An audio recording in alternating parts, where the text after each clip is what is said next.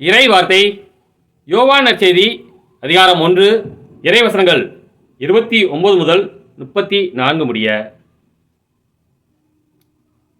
மறுநாள் இயேசு தம்மிடம் வருவதைக் கண்ட யோவான், இதோ கடவுளின் ஆட்டுக்குட்டி, ஆட்டுக்குட்டியாம் இவரே உலகின் பாவத்தை போக்குபவர்.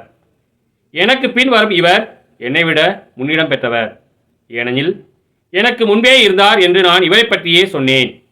இவர் யார் என்று எனக்கும் தெரியாதிருந்தது. ஆனால் இஸ்ரேல் மக்களுக்கு இவரை வெளிப்படுத்தும் பொருட்டே நான் வந்துள்ளேன்.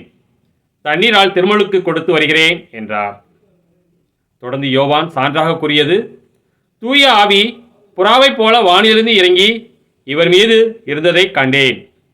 இவர் யாரென்று எனக்கும் தெரியாதிருந்தது. ஆனால் தண்ணீரால் திருமுழுக்கு கொடுக்கும்படி என்னை அனுப்பியவர், தூய ஆவி இறங்கி யார் மீது இருப்பதை காண்பீரோ அவரே தூய ஆவியால் திருமுழுக்கு கொடுப்பவர் என்று என்னிடம் சொல்லியிருந்தார். நானும் கண்டேன். இவரே இறைமகன் என சான்று கூறி வருகிறேன்.